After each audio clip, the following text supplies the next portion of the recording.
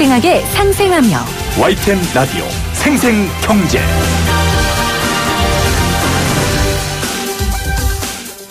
안녕하세요. YTN 라디오 생생경제 김혜민입니다. 지난해 출산율이 1.05명, 출생아 수가 35만 8천 명으로 역대 최저를 기록했는데요. 올해 출생아 수는 약 32만 명으로 출산율이 1.0명 아래로 떨어질 전망입니다. 출생아 수 30만 명대 진입 시점이 통계청 추계보다 무려 18년가량이나 앞당겨졌을 정도로 사태가 심각합니다. 한국보건사회연구원이 오늘 포럼에서 저출산 고령화 시민인식 조사를 발표했습니다. 응답자들 중 대다수가 저출산의 가장 큰 이유 중에 하나로 주거 문제를 꼽았다고 하는데요. 그러면서 나와 우리나라의 미래를 위해 주택 가격이 앞으로 어떻게 변화돼야 한다고 생각하느냐라는 질문에 하락해야 한다는 응답이 69.8%에 달했습니다. 그런데 왜 여전히 아직까지도 우리는 집값 떨어지는 데에 이렇게 예민한 걸까요? 2018년 7월 5일 YTN 라디오 생생경제 지금 시작합니다.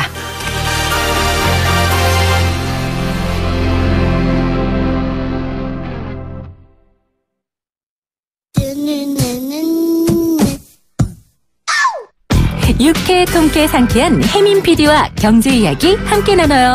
생생하게 상생하며 YTN 라디오 생생경제. 오늘 가장 뜨거운 경제 뉴스를 제일 생생하게 전해드리는 시간입니다. YTN 라디오 생생경제는 방송통신위원회의 방송통신발전기금으로 제작되고 있습니다. 라는 고지를 제가 2번씩 합니다. 어제는 방통위가 직접 점검을 나와서요. 주는 돈으로 이 프로그램을 잘 만들고 있는지 감사를 나왔습니다. 당연한 거죠. 그런데 이 국민들 세금으로 월급 받는 국회의원들은 이 당연한 걸 왜 자꾸 안 하려고 할까요? 참여연대가 오늘 국회 특수활동비 내역 일부를 공개하면서 특활비 전면 폐지를 요구했습니다. 참여연대 박정은 협동사무처장과 관련 이야기 나눠보도록 하겠습니다. 안녕하세요, 처장님. 네, 안녕하세요. 이번에 공개하신 특수활동비 내역이 언제 겁니까? 정확하게는 2011년에서 2013년도까지 3년치입니다. 3년치고요. 국회의원들의 특수활동비 지출 내역이 공개된 게 이번이 처음인가요? 네, 저희가 알고 있기로는 94년도에 네. 이 내역이 만들어진 이후로 처음으로 공개된 걸로 알고 있습니다. 네. 참여연대가 이 2014년부터 2018년 국회 특수활동비 지출 내역도 정부 공개 청구를 했지만 국회가 이를 거부했어요. 네네. 대법원이 판결을 이렇게 막 무시해도 됩니까, 국회가? 예, 저희도 당혹스러운데요.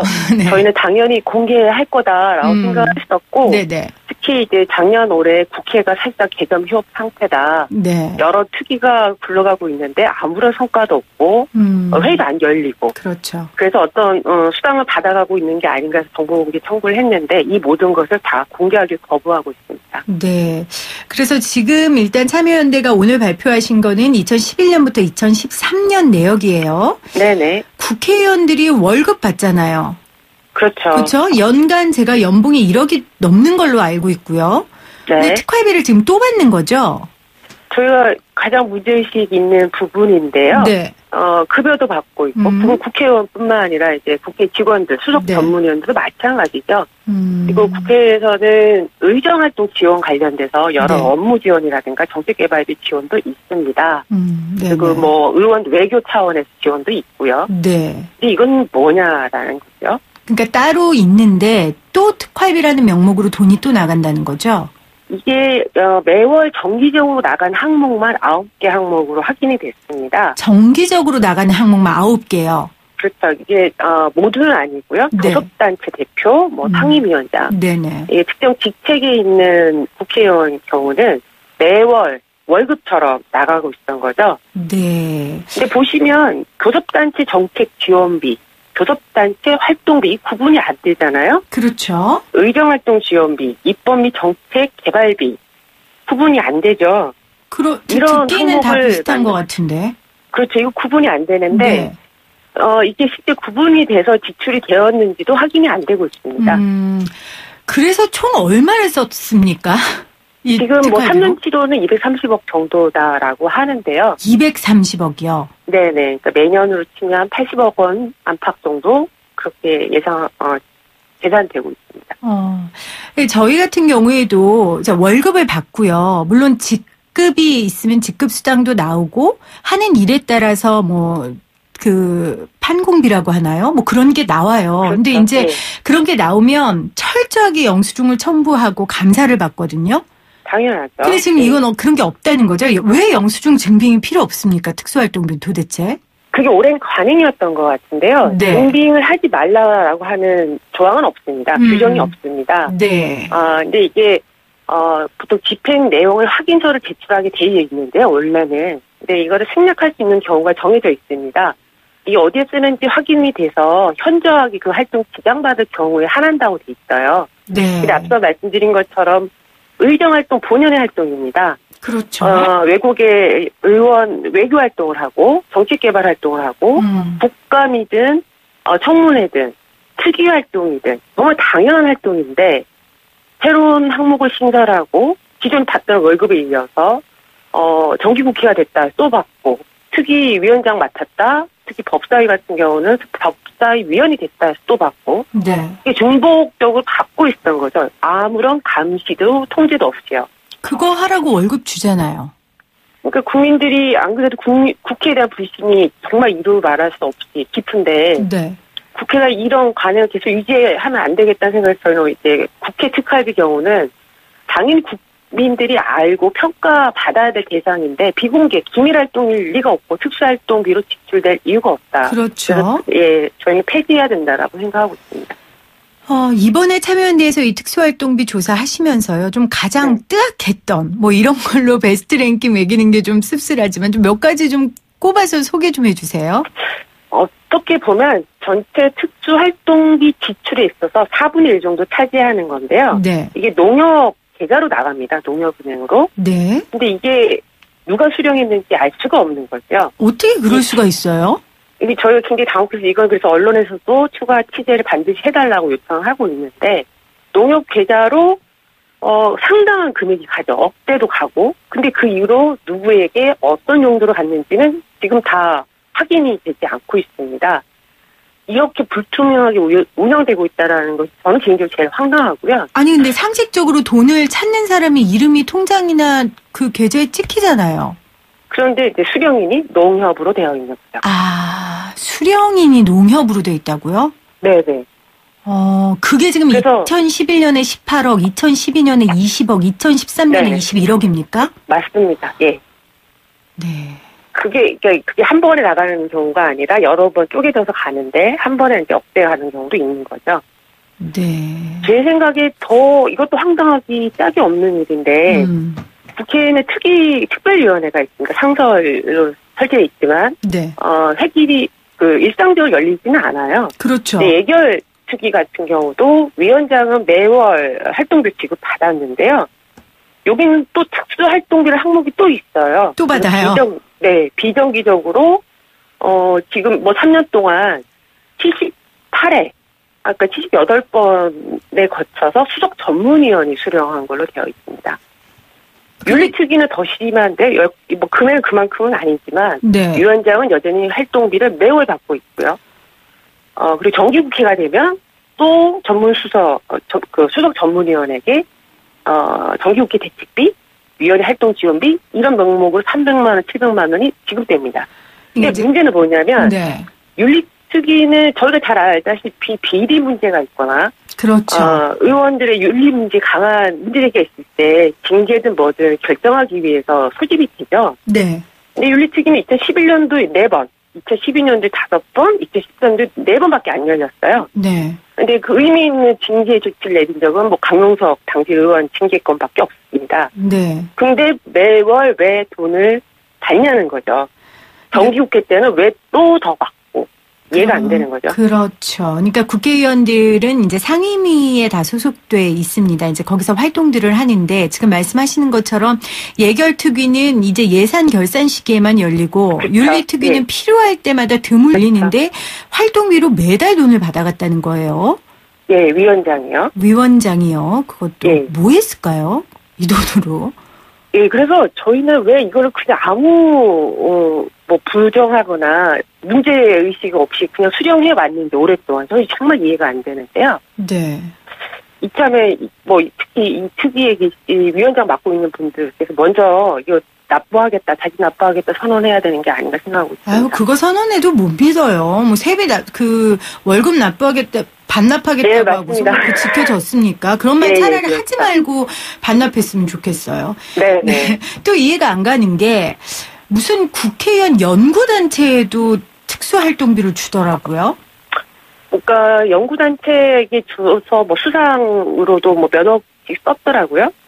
근데 상금으로요? 이제 그렇죠. 근데 저는 이런 활동이 있을 수 있다고 생각을 하는데, 네. 국회에서는. 근데 왜 이게 특수활동비로 그렇죠. 쓰냐는 거죠. 이게 기밀활동도 아닌 것이고. 네. 그러니까 이게 어떻게 보면 특수활동비가 국회에서 아무 때나 쓸 수 있는 쌈짓돈이다라는 비난을 받는 대목 중에 하나일 텐데, 이건 기밀이 될 수가 없는 거지 않습니까? 네. 그렇죠. 비밀일 리가 없죠. 이런 활동 같은 거 하면 언론에 다 나오고. 그럼요. 뭐, 누가 참여했는지, 그 사람이 무슨 발언을 했는지까지 satsachi 나오는데, 이걸 왜 비밀 활동비로 처리를 합니까? 말이 안 되는 거죠. 그렇죠. 네. 박희태 전 의장은 5차례에 거쳐 28만 9천 달러를, 강창희 전 의장은 6차례에 거쳐 25만 8천 달러를 사용했다는 거. 이거 무슨 말입니까, 도대체? 이게 뭐 국회의장이 해외 순방 갈 때, 네. 저희도 이게 진짜 이해가 안 되는데, 네. 의장이 순방 갈 때, 예를 들어서 이게 박희태 의원으로 예상은 되나, 그게 이제 그것도 확실하지 않아요. 사무처에 이런 국제협력을 담당하는 분 명의로 수령이 돼 있어요. 네. 이게 합치면 이제 박희태 전 국회의장이 아니겠냐. 이런 예상 추측을 하죠. 네. 그렇죠. 근데 이런 의정 활동은 별도의 비용 지원이 있죠. 그렇겠죠. 예. 근데 왜 이걸 또 특수활동비로 그 달러로 가져 나가는 거죠? 저희도 출장 가면 출장비 나오는데. 그럼요. 국회의장이 해외 가는데 안 나가겠습니까? 당연히 나올 텐데 이걸 이렇게 특수활동비를 또 사용한다는 것 자체가 참 이해가 안 갑니다. 네. 그런데 지금 이 특활비를 사용하는 게 국회뿐만이 아니잖아요. 뭐 국정원의 현행 20개 중앙정부 기관들이 다 사용하는 걸로 알고 있는데 이거 빙산의 일각 아닐까요? 저희가 지금 2014년도부터 이렇게 전체 특수활동비가 3,900억 원 정도로 이제 안팎으로 계속 유지되다가 네. 문재 정부 들어서 올해 2018년도에 3,200억 원대로 줄어들었어요. 네. 근데 말씀하신 것처럼 국정원을 제외하고 19개 기관에서 이 특수활동비를 쓰고 있는데 네. 그러니까 이 국회에서 지금 연도별로 쓰는 게 80억 원 혹은 6, 70억 원 안팎이다라고 치면 네. 사실은 전체 특수활동비 중에 아주 일부에 불과합니다. 근데 말씀하신 것처럼 특수활동비가 뭐 증빙을 하지 말라고 하지 않았는데도 영수증 없이 지금 간행적으로 쓰고 있거든요. 네. 그래서 이게 저희는 단지 국회만의 문제가 아니라고 생각을 합니다. 네. 근데 이제 국회에서는 국정원 특활비 폐기해야 된다는 부터 지난 정권의 특활비 활용에 대해 많은 비판을 했던 곳이기도 하고 전체 예산 심의를 하는 데잖아요. 네. 예결산 심의를 하는 데가 바로 국회죠. 그렇죠. 그렇기 때문에 어떻게 보면 이제 고양이에게 생선을 맡기듯이 국회 스스로 그 문제를 전혀 해결하지 못하고 간행처럼 써왔는데 다른 기관에 못 해왔을 것 같고요. 확인된 내역도 없었으니까 당연히 그건 더 못했을 거라 봅니다. 근데 앞서 말씀드린 것처럼 훨씬 더 많은 특수활동비는 정부 부처에서 쓰고 있다. 네. 그래서 저희는 지난주에 이 정도 기본 운영 경비에 특수활동비가 왜 들어가 있지라고 생각이 되는 곳이 있어서 8군데 정보공개 청구를 해놓은 상태입니다. 아, 네. 그럼 어떻게 될 것으로 보이세요? 그 정보공개하라고 나오겠죠? 국회도 나왔는데 대법원에서. 그러니까 근데 이게 저희는 당연히 내줘야 된다고 생각을 합니다. 국민의 세금으로 쓰는 거니까. 네. 근데 국회가 그러했듯이 쉽게 내지는 않을 것 같아요. 네. 근데 이제 국회에서 지금 소송이다, 현역 의원들이 있어서 정무적 판단이 필요하다 이런 얘기를 하는데 저희가 사실 이 정보 공개 청구한 지 3년 만에 받은 거지 않습니까? 그렇죠. 그 과정 중에 소송을 3번, 1심, 2심, 3심까지 국회가 바로 그냥 내면 될 거를 저희가 다 이겼는데도 개수까지 대법원까지 갔단 말이죠. 네. 여기에 대한 인력, 여기에 대한 재정은 누가 주는 거냐는 겁니다. 그렇죠. 국민이 주는 거잖아요. 그렇죠. 저는 그래서 그런 면에서도 국회는 더 이상 이런 인력 낭비, 재정 낭비, 안 그래도 특수활동비 자체도 큰 재정 낭비인데 그런 태도를 고수해서는 안 된다 생각하고요. 정부 부처도 그런 의미에서 공개를 반드시 해야 된다고 생각합니다.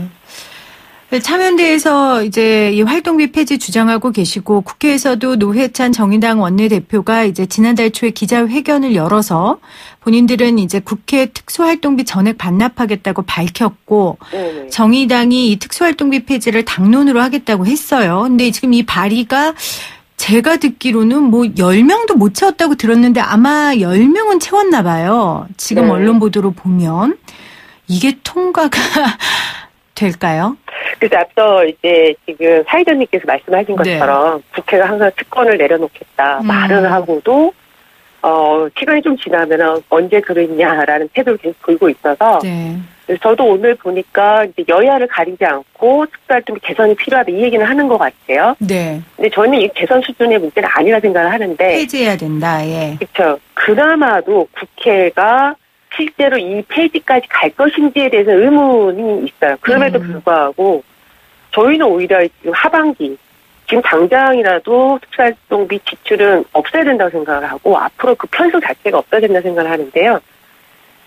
그런 의미에서 보면 그걸 압박하는 방법은 감사원이 전면 감사에 나서는 것도 방법이라고 생각을 하고요. 감사원이 나선다. 네. 예.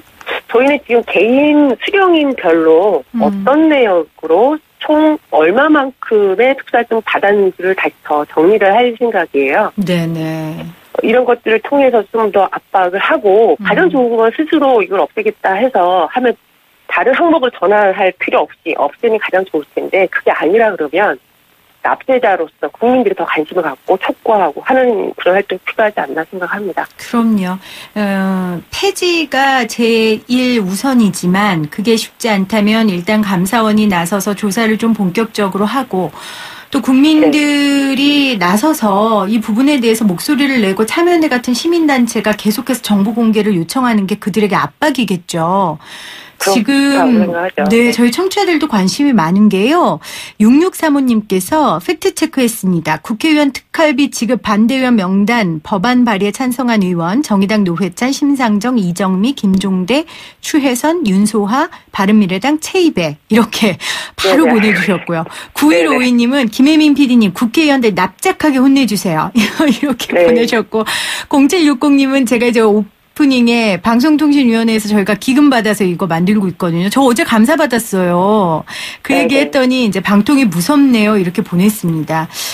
말씀하신 대로 우리 국민들과 참여연대 같은 시민단체가 이번에는 진짜 이거 유야무야 하지 말자고요. 그리고 국회만이 아니라 네. 정부 부처에 맞습니다. 대한 관심도 계속 유지해야 된다. 이 말씀도 꼭 드리고 싶습니다. 네, 오늘 국회의원 특활비 전면 폐지를 요구하고 있는 참여연대 박정은 협동사무처장과 인터뷰 나눴습니다. 고맙습니다. 고맙습니다.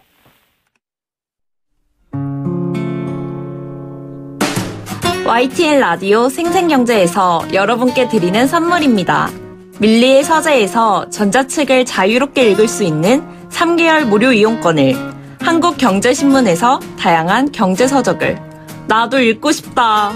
100% 영미권 1:1 프리미엄 화상영어 클라소에서 1개월 이용권, 나도 공부하고 싶다.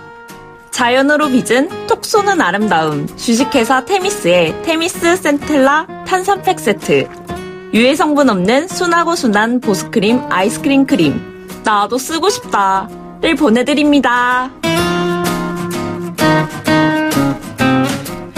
이 푸짐한 선물 받으실 수 있는 방법입니다. 지금부터 제가 내는 퀴즈 잘 들으시고요. 샵 0945 우물정 0945로 문자 보내주세요. 오늘의 생생 퀴즈입니다. 그동안 베일에 가려졌던 국회의 이것 내역이 처음 공개됐습니다. 이번에 공개된 이것 지출 내역을 보면요. 본래 취지와는 전혀 맞지 않게 각종 항목을 만들어서 마치 제2의 월급처럼 지급한 것으로 나타났습니다. 이것은 영수증을 증명하지 않아도 되기 때문에 마치 쌈짓돈처럼 아무런 감시와 통제 없이 사용되어 왔는데요. 방금 인터뷰했죠. 참여연대는 이것으로 쌈짓돈처럼 여기는 잘못된 관행을 바로잡고 불필요한 활동비를 폐지하는 등 제도 개선 방안을 촉구하고 나섰습니다. 여기서 오늘의 생생 퀴즈입니다. 정보 및 사건 수사와 이에 준하는 국정 수행 활동을 하는 데 있어 직접적으로 소요되는 경비를 무엇이라고 할까요? 라고 우리 조연줄에 써줬는데 플러스 그런데 이렇게 쓰지 않아서 문제가 됐던 이 비용을 뭐라고 할까요? 1번 특수활동비, 2번 생활비입니다.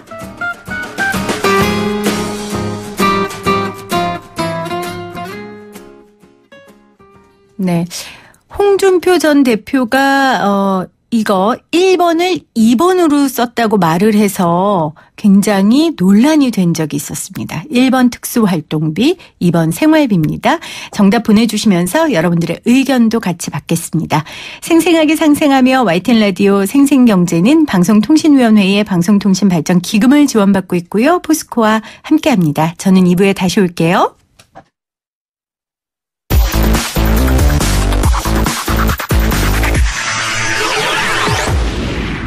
생생하게 상생하며 YTN 라디오 생생경제.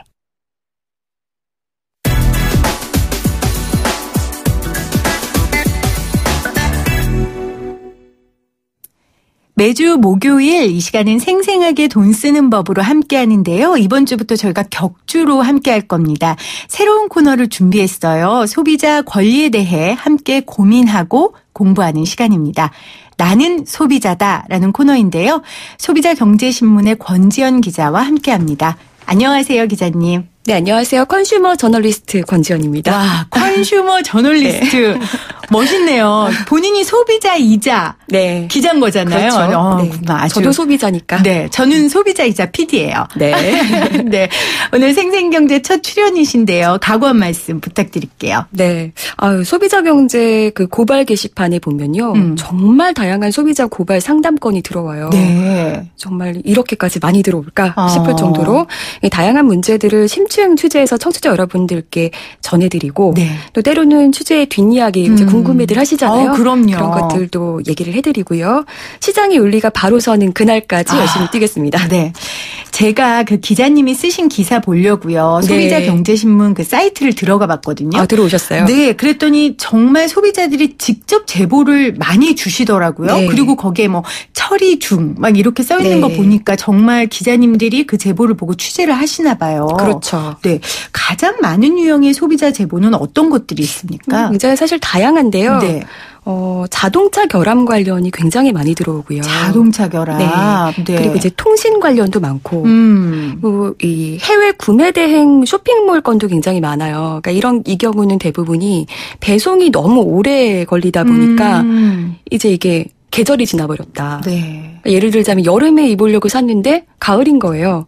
그러면 이제 화가 나잖아요. 그렇죠. 그렇죠. 예. 그래서 이제 환불하려고 업체에 연락을 하면 연락도 안 되고 두절되고 이런 경우들. 그래서 하소연을 하시는 경우도 많고요. 네.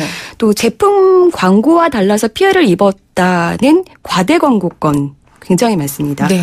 종종 고의적으로 제품을 불량으로 만들어서 또 판매하는 좀 사기성이 짙은 건들도 종종 올라오고요. 그렇군요. 네, 좀 가장 많은 유형 그리고 좀 안타까운 유형 중엔 어떤 게 있냐면 처음부터 소비자에게 제공해야 될 정보가 좀 불충분해서 빚어지는 갈등건이에요. 그러니까 예를 들자면 뭐 한 통신사에서 가족끼리 묶으면 할인해준다 뭐 이렇게 얘기를 들었는데 그게 이제 기한이 한 달이었던 거예요. 이 소비자가 한 달 하고 하루가 지나서 묶으려고 갔던 거예요. 그렇군요. 네, 요런 건들. 그냥 제대로 고지만 해줬으면 됐던 건데 요런 건들도 있고 제품에 결함이 있어서 환불을 요청했는데 환불을 거부당하거나 뭐 아예 제품 반품 배송 비용을 소비자한테 요구한다든지. 요즘 이런 데 거의 없지 않아요? 많습니다. 많아요? 네. 저같이 막 난리치는 소비자들한테는 안 그러나 봐요. 그러니까 난리를 치면 또 해결이 되기도 하고. 그러니까 왜냐면 이게 제품에 결함이 있을 때는 사업자가 물어야 되거든요. 배송비를. 그렇죠. 그런데 이제 무조건 소비자한테 물리고 보는 경우들이 있는 거죠. 네. 이런 여러 가지 사태들 정말 네. 우리 주변에서 우리가 소비를 늘 하기 때문에 일어날 수 있는 건데 네. 적극적으로 소비자들이 자신의 권리를 찾는 게 굉장히 중요할 것 같은데 제가 이렇게 생생경제 하면서 느낀 건데 이게 우리나라 현실에서 쉽지 않더라고요. 맞습니다. 사실 그 2007년도에 소비자보호법에서 소비자기본법으로 전면 개정될 당시에 좀 보면요. 네. 소비자가 보호의 대상이 아니라 소비자 권리를 실현하는 시장경제 주체라는 그 의미가 거기에 이제 담겨져 있는 거거든요. 네. 말하자면 소비자가 시장경제 주체로 서기 위해서는 사업자가 소비자한테 제대로 된 정보를 잘 제공을 해줘야 될 의미가 더 강해진 거죠.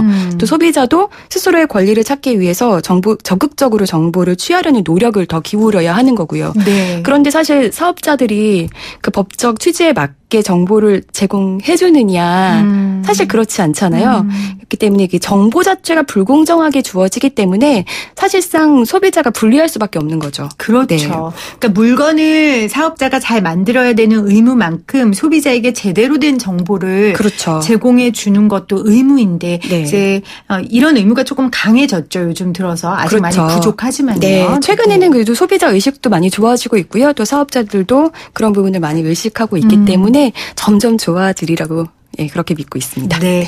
나는 소비자다. 이 코너가 우리나라 소비자의 권리를 찾는 데 정말 기여했으면 좋겠고요. 오늘 첫 시간 주제는 우리 권 기자님이 직접 취재하신 내용이라고요. 어떤 네네. 내용입니까? 저희 소비자경제신문에 올해 4월부터 6월까지 한 3개월 동안 소비자경제 고발 게시판에 가장 많이 올라온 제보건인데요. 네. 대학 새내기 울리는 교육 CD 방문 판매 업체에 관한 내용입니다. 네. 네. 새내기 울리는 교육 CD 방문 판매. 우리가 네. 아는 그 방판. 이런 네, 것 방문 중에 판매. 하나입니까? 네. 방판인데 새내기를 상대로 하는 방판이군요. 그렇죠. 대학 새내기들을 상대로. 좀 자세히 말씀해 주세요. 현재 뭐 대학생들과 소비자 단체들까지 이 문제로 굉장히 골머리를 앓고 있는데요. 여전히요? 네. 편의상 제가 K업체라고 칭하겠습니다. 네. K업체는 주로 수도권이나 지방대를 돌면서 대학 강의실에서 이제 새내기들을 상대로 자격증이 필요한 교육 CD다. 그런데 굉장히 허술한 계약서를 쓰게 해놓고 2주가 지난 후부터는 이제 계약 철회가 불가능하다면서 어려운 법률 용어를 써가면서 입금 독촉을 해오고 있었습니다. 그러니까 새내기들을 상대로 이거 니네 대학 수업 받는데 필요해. 그러니까 이거 사야 돼. 네. 그렇게 해서 팔아놓고는 그쵸. 어려운 말을 쓰면서 막 입금 도촉을 한다는 그쵸. 거죠. 근데 얼만데요? 이 한 장의 가격이 39만 6천 원. CD 한 장이에요? 네. 무슨 CD인데요? 그 안에 뭐 오피스라든지 프로그래밍, 뭐 그래픽 같은 한 30여 개 강좌를 모아놓은 CD. 강좌요? 강좌들을 모아놓은 CD인데 네. 그거를 39만 6천 원에 팔고 있었습니다. 근데 최근에 이제 제보 들어온 분들 얘기를 들어보면 또 8만 원을 냈다는 학생도 있고요. 이제 아버지가 협상해서 4만 원 됐어요. 이런 학생도 있었어요. 아니 39만 6천 원이 4만 원까지 떨어졌단 말이에요. 그렇죠. 그 가격이 너무 고무줄인데요. 그렇죠. 이렇게 마음대로 가격을 갖다 붙이는 것도 문제인데요. 네. 사실 더 큰 문제가 있습니다. 네. 그러니까 학생들은 CD가 판매 물건인지를 제대로 인지하지 못하고 그냥 이렇게 떠밀리듯이 계약서를 작성하는 경우가 많았다는 겁니다. 그냥 그 설명도 제대로 듣지도 못하고. 그렇죠. 어떻게 하면 그냥 빨리 뭐 이거 하고 나중에 뭐 안 되면 처리하면 돼라고 하니까 학생들은 그냥 또 이렇게 우르르 몰려가서 이제 군중 심리로 이제 계약을 하고 이제 뭐 당연히 괜찮겠지 이렇게 생각을 하는 거죠. 네. 근데 K업체는 2주가 지난 시점부터 이제 연체 금액을 붙여서 CD 값을 내라고 이제 입금을 독촉하는데요. 뭐 자사 특수관리팀으로 이관해서 법적 조치를 취하겠다. 네. 뭐 법적 절차에 의한 소액 심판 청구가 접수됐다. 뭐 이런 용어를 어려워라. 써가면서 네.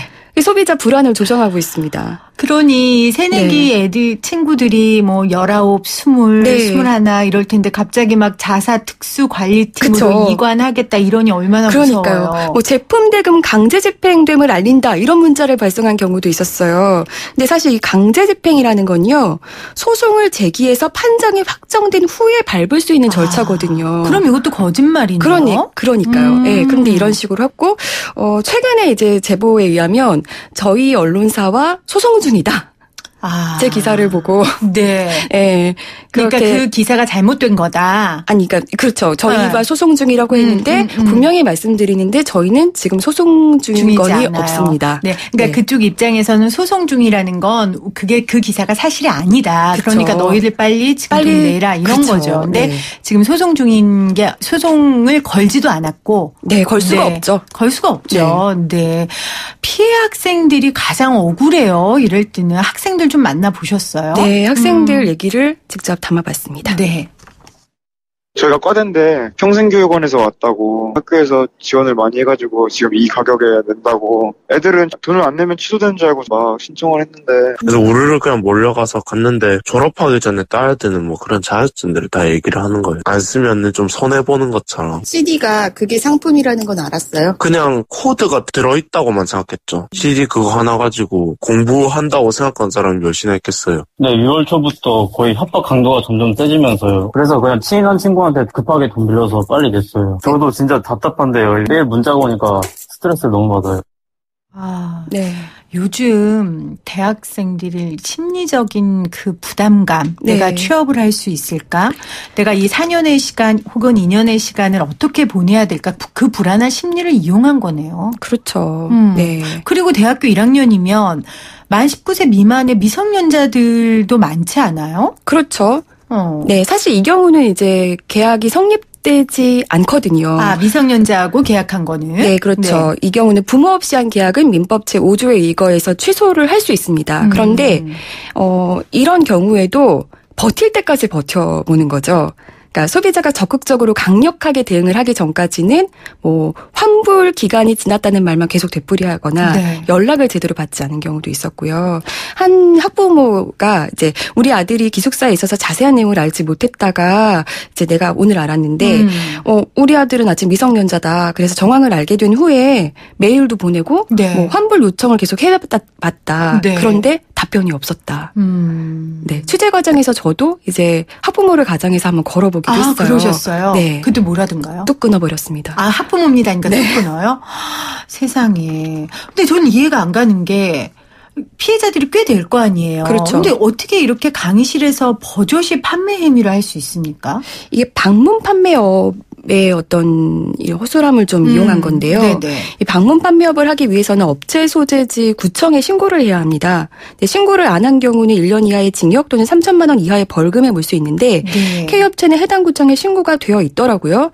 그런데 문제는 이 방판업이 허가제가 아니라 신고제이기 때문에 누구나 신고를 하면 할 수 있는 거죠. 아무 의미 없네요. 그렇죠. 아니 이 방문 판매업이라는 것 자체를 허가가 아니라 신고면 무슨 물건을 파는지 누가 파는지 어떤 것도 컨트롤 못한다는 얘기 아니에요? 뭐 그 이후에 문제가 있으면 가릴 수는 있겠지만 일단 신고해서 팔 수 있는 거죠. 그거는 소일고 애양간 고치는 거죠. 완전히 이런 것처럼요. 네. 특히 또 더 문제는 K업체 사장은 자신이 이제 대학 교수다. 아니면 학교와 계약을 맺은 업체다. 이런 식으로 속여서 판매해왔다고 이제 학생들이 그렇게 얘기를 하고 있는데요. 학생들은 믿죠. 강의실에 들어와서 그렇죠. 얘기하니까. 학교마다 이제 추가 피해를 이제 방지하기 위해서 안내문도 돌리고 홈페이지에 게재하는 경우들도 있어요. 그리고 학생들의 주의를 당부하고 있지만 사실 그 외에는 뾰족한 방법이 없는 거예요. 그래서 속수무책으로 당하고 있었습니다. 네. 학교 관계자 인터뷰 좀 들어볼게요. 맘먹고 사기를 치려고 하면 시간 강사분들은 잘 모르잖아요, 학교 상황을. 그러니까 시간 강사님한테 내가 어느 과인데 학생들한테 뭐 잠깐 안내 좀 하겠다. 또 어떤 경우에는 학교 사람이라고 뭐 이렇게 속이는 경우도 있고요. 쉬는 시간에 그냥 쑥 들어가거나 저도 이거를 사전에 좀 막을 수 있는 방법이 있는지 시연합이나 뭐 이런 데 몇 군데 전화를 했는데 그 사람들을 아예 뭐 신분증 뭐 조회해서 못 들어오게 할 수 있는 방안도 아니고 학교도 곤란하겠어요. 그렇죠. 근데 학교에선 그럼 대책이 없어요? 그냥 이 정도 얘기밖에 안 하고 있어요, 지금? 네, 대책이 없습니다. 그렇죠. 이제 예를 들어 방송사 같은 경우에는 신원을 다 적고 방문증을 받아서 들어오는데 캠퍼스에서 그렇게 할 수도 없고. 그렇죠. 그 일일이 할 수도 없고. 네. 그리고 어쨌건 신고를 해서 판매를 하는 거니까 불법 행위는 아니고요. 그렇죠. 해당 업체 아까 전화하셨다고 하셨는데 찾아가 보셨어요? 찾아가 봤습니다. 네. 경기도 용인시 기흥구에 있는 업체인데요. 상가 건물 6층에 위치하고 있었고요. 공유 오피스에서 1인 사무 공간을 빌려 쓰는 아주 영세 업체였습니다. 네. 네. 제가 찾아갔을 당시에 대표는 부재 중이라서 만날 수 없었고 직원도 아무도 없었고요. 공유 오피스 운영자로부터 K업체 대표는 사무실에 매일 오지 않는다 이런 얘기를 들을 수 있었습니다. 그러니까 얼핏 봐도 법무팀이나 특수관리팀을 갖출 만한 규모가 아닌 거죠. 네. K업체 대표의 전화번호를 좀 입수해서 연락을 취해봤거든요. 들어보시죠. 애들이 1학년이다 보니까 세상 물정을 모르잖아요. 내가 교수라고 이 얘기 안 했는데도 애들은 수업 마치고 이제 설명을 하면은 애들이 교수라고 표현을 할 때가 있어요. 그러면 제가 뭐라고 하냐면은 나는 교수가 아니다. 간혹 가다가 이제 교수님한테 얘기하는 홍보 사원도 있죠. 강사라든가 이런 분들은 우회를 해서 학교에서 하는 건지 알고 마치고 그럼 해라. 우회를 해가지고 그런 경우가 있어요. 애로사항이 참 많네요, 저도. 네, 연락도 잘 안 되고 그런다고 그러더라고요. 학생들 얘기로는. 전화가 이제 월요일하고 화요일날은 많이 와요. 제가 이제 직원이 많이 있는 게 아니잖아요. 직원이 이제 후보하는 직원은 저까지 2명입니다. 수납관리 부서 고객센터 한두 명 알바로 고용할 때도 있고 하다 보니까 애로사항이 있네요. 그럼 법무팀은 없으신 거네요? 자사 안에 법무팀이 있는 것처럼 말씀을 하셔서. 네, 그래서 이제 그런 부분은 이제 고객들한테 친절하게 좀 응대할 수 있도록. 아니 세상 물정 모른다고 학생들이 하셨는데 그 세상 물정 모르는 거를 이용하셨죠. 그러니까요. 그런 학생들을 이용해서 이게 좀 참 이거 들으니까 더 저는 이제 화가 나는데 어쨌건 본인은 교수라고 말한 적이 없다고 하는데 만약에 이분이 교수라고 했다면 이게 법적으로 문제가 되는 거죠. 그렇죠. 그럴 경우 이제 사기죄에 해당할 수 있는데요. 근데 문제는 그때 당시에 뭐 이렇게 영상으로 촬영했다든지 녹취를 했다든지 사실 이런 자료가 없잖아요. 증명이 안 되네요. 네, 증명이 안 됩니다. 아니 근데 만약에 3명, 4명 이걸 들은 학생들이 있다면요? 그래도 사실은 증거로 제시하기는 좀 어려운 부분이 있는 거죠. 근데 대신 판매한 물건이 그만큼의 값어치가 없으면 이것도 사기죄에 해당할 수 있습니다. 과장 광고나 뭐 이런 건가요? 이것도? 그렇죠. 예, 법무법인 서상의 김종우 변호사의 말 들어보시죠. 만약 CD에 담긴 프로그램의 가치가 그 시장 가격에 현저히 미치지 못하거나 또는 그 수업에 반드시 필요한 것이 아니라면 이 사기죄가 성립되어서 10년 이하의 징역 또는 2천만 원 이하의 벌금에 처해질 가능성이 있습니다. 네. 그 K업체가 최근에 CD 가격을 갑자기 낮춰서 불렀잖아요. 네. 이런 것도 이런 법적인 부분에 걸리지 않기 위한 게 아닐까. 그렇겠네요. 이런 추측이 들더라고요. 그렇겠네요. 네. 그리고 그 계약서 자체가요. 사실은 법적으로 효력을 갖기가 좀 미흡한 부분이 있어요. 그러니까 계약서에서 이렇게 소송을 업체에서 걸려면 그 안에 뭐 주민번호라든지 주소지라든지 이런 것들이 상세하게 기록이 돼야 하거든요. 근데 해당 계약서에는 학생 이름과 연락처, 학교와 학번, 부모님 연락처밖에 없거든요. 그러니까 사실은 이제 계약서도 법적인 효력을 갖기는 좀 힘든 거죠. 그리고 한국소비자원 소비자분쟁조정위원회도 대학생 대상 방문 판매 피해와 관련해서 소비자가 계약 체결임을 제대로 인지하지 못한 채 특별 지원 과정에 그 신청서만 작성한 경우에는 계약이 성립된 것이 아니므로 처음부터 대금 지급 의무가 존재하지 않는다고 조정 결정을 내린 바 있습니다. 그렇군요. 그리고 또 미성년자 같은 경우에는 더욱 그러하죠. 그렇죠. 미성년자 같은 경우는 아예 법적 대리인의 동의를 얻어야 하기 때문에 이럴 경우에는 아예 계약이 성립되지 않고요. 또 이 경우는 그 법무법인 서상의 김종우 변호사는 이 경우 같은 경우는 또 19세가 넘었어도 계약 처리를 주장이 가능할 거라고 얘기를 했어요. 어떤 근거로요? 그러니까 반문판매법상 계약 처리를 요구할 수 있는 기간이 3개월로 주장을 할 수 있다는 겁니다. 그래요? 네. 이거 여러분들 아셔야겠네요. 방문 판매업상 계약 철회를 요구할 수 있는 기간은 3개월. 2주가 아니라 3개월. 3개월이라는 거. 지금 2주라고 여기에서는 이야기를 하고 있는데 사실 3개월이라는 거. 근데 지금 뭐 소비자분쟁조정위원회에서도 이런 결론을 냈지만 계약서 쓸 때 설명도 잘 해줘야 되지만 소비자도 잘 읽어봐야 돼요. 맞아요. 그러니까 저 같은 경우도 이번에 이제 항공권을 하나 샀는데 취소를 하려고 취소 신청을 했더니 위약금이 되게 많은 거예요. 그래서 제가 너무 놀라가지고 이게 계약서에 있던가요? 있다 그러더라고요. 저가의 항공권 맞아요. 사셨다면 더. 네. 네. 비행기 값보다 그 위양료가 더 많더라고요. 네. 그래서 제가 이제 끊고 확인해봤더니 있더라고요. 그게 계약서에. 네. 그러니까 제가 안 본 거죠. 제가 꼼꼼히 안 본 거죠. 만약에 이걸 꼼꼼히 봐서 위약금이 이렇게 많았다고 한다면 더 신중하게 끊었을 텐데 해서 저도 반성했거든요. 그건 네. 제가 할 말이 없는 거잖아요. 제가 안 본 거니까. 그렇죠. 그래서 이런 부분에 있어서 소비자들도 좀 잘 생각을 해야 될 텐데 근데 사실 이 계약서를 떠나서 뭐 이렇게 상대방이 법률 용어를 쓰면서 막 법적 조치를 하겠습니다 하면 무섭잖아요. 그렇죠. 불안하고요. 네. 그럼 어떻게 해야 돼요? 이거 입금한 사람들도 많아요? 많습니다. 그럼 어떻게 해요? 이미 사실 울며 겨자 먹기로 입금한 학생이 생각보다 너무 많아서 안타깝더라고요. 그리고 이게 어떻게 보면 또 큰 금액일 수 있지만 또 없어도 살 수 있는 금액이긴 하잖아요. 네. 그러니까 이제 너무 스트레스 받으니까 이제 내고 말고 이런 경우들이 있던데요. 지금 현재 한국소비자원이 이 건과 관련해서 집단 분쟁 조정을 진행 중이에요. 네. 좀 더 적극적으로 대처해주고 명확한 지침이 좀 필요할 것 같아요. 그래요. 네. 이거는 정말 명확하게 알려줘야 될 것 그렇죠. 같네요. 그리고 이제 취재 결과 해당 업체가 상호명을 계속 바꿔가면서 이렇게 판매 행위를 해온 것으로 드러났거든요. 내년에 또 내후년에 같은 이름으로 이 같은 수법이나 더 진화된 수법을 사용해서 학생들을 울릴 가능성이 아주 다분해 보이죠. 네. 그러니까 학교 차원에서도 신입생 오리엔테이션이라든지 뭐 이럴 때 주의를 더 이렇게 준다든지 좀 더 적극적인 대처가 필요해 보입니다.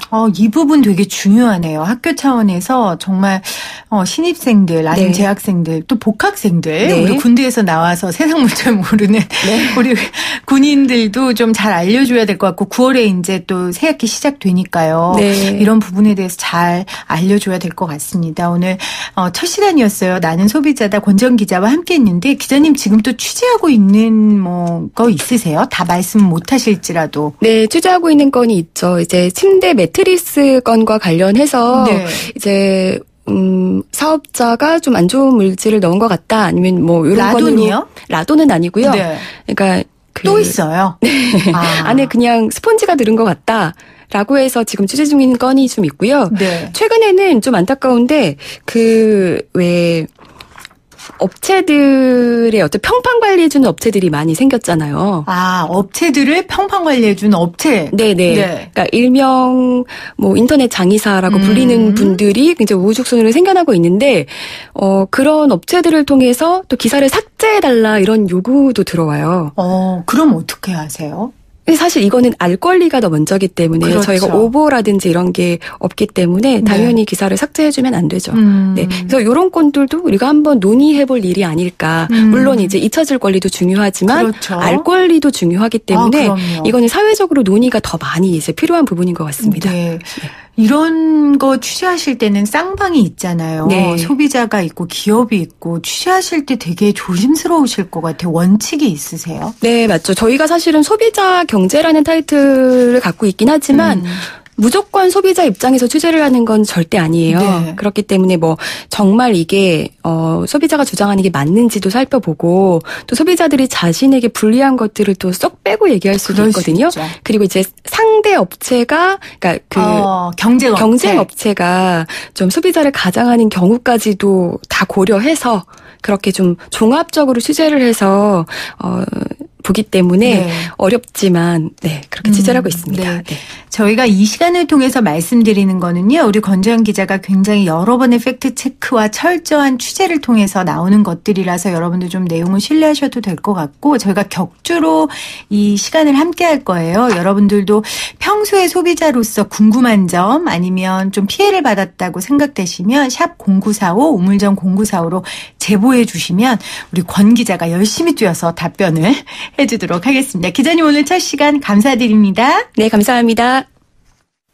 오늘 생생 퀴즈 정답 제일 많이 주셨어요. 그만큼 국민들이 공분하고 있다는 겁니다. 의원님들 아셨으면 좋겠고요. 새싹 보내신 분들 위주로 소개할게요. 4478님 특수활동비 PD님 목소리 진짜 정말 너무 예뻐요. 감동. 밖에서 제 지인이 보는 게 아닌가 싶습니다. 8254님 국회 관행에서 벗어나야 정답 특수활동비. 1076님 특수활동비. 참 국민의 한 사람으로 어이가 없네요. 나라는 사람부터 바른 길로 갈아야 되지 않을까 싶어요. 세상을 꼭 바로 세우는 지금이 되길 하셨습니다. 맞습니다. 7991님, 꽁돈이라 생각되는 돈 국민들의 주머니로 돌려줍시다. 투명하지 않은 곳에 부도덕이 자랍니다. 1번 특수활동비. 3520님, 투명한 공정한 사회공직자들이 국민을 생각하는 사회를 꿈꿉니다. 1번 특수활동비. 9152님은요, 특수비밀연애비 하셨는데, 특수활동비를 여기에 쓰셨을 수도 있겠죠. 잘 모르겠지만. 3520님, 투명한 공정한 사회 공직자들이 국민을 생각하는 사회를 꿈꿉니다. 1번 특활비.